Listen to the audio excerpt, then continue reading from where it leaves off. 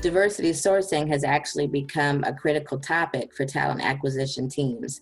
And the reality is that in order to drive more diversity from a talent acquisition perspective, TA teams have to operate differently. In order to get access to talent from different backgrounds, typically they have to build new relationships and look in new places that maybe they haven't done in the past. There's a saying that if you keep looking where you've been looking, you'll keep getting what you've been getting. And so that really means that organizations have to take a different approach. When I was at Nike Inc., we actually, really brought this to life. We went out and started to build relationships with different professional organizations like the National Black MBA Association, Prospanica, Society of Women Engineers, Lesbians Who Tech.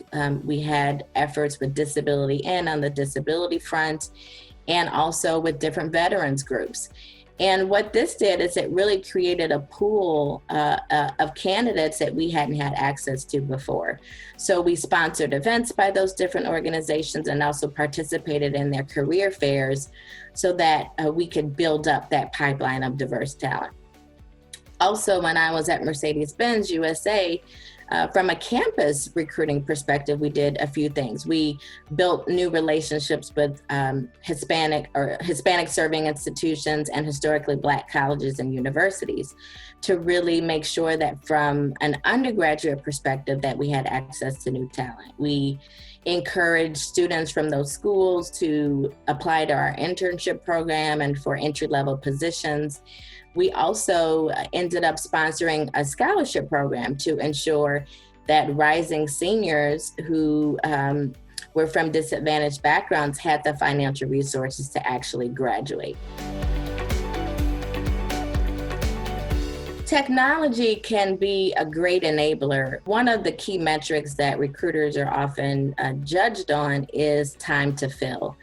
And the goal is to go out there to source talent and then to fill positions in a quick time frame. And so oftentimes hiring managers are putting pressure on recruiters to fill roles as quickly as possible.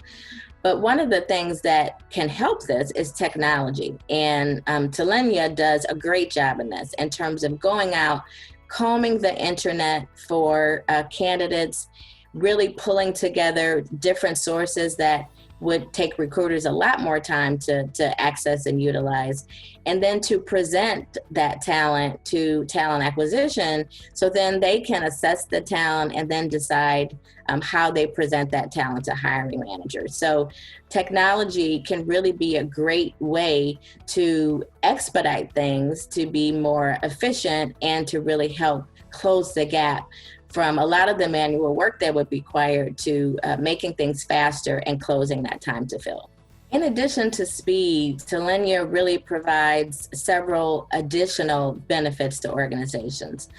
The first one is it really helps to go out there and increase the source pool of diverse talent. Studies show that women, that people of color, that underrepresented groups overall are less likely to apply for jobs if they don't feel that they meet all of the qualifications. Well, what Talenya does is it goes out and it actually adds skills to candidates based upon predictive analytics, skills that maybe they hadn't personally put out there on their profiles, but Talenya can say it's most likely that they also have these skills based upon their background and their experience. So that alone really helps to level the playing field by increasing the diversity of candidates that can even be considered. Talenya also leverages job descriptions, but then really takes a look at how can they tweak things like geographical proximity or what is required versus what is preferred, so that it can also increase the source pool of candidates.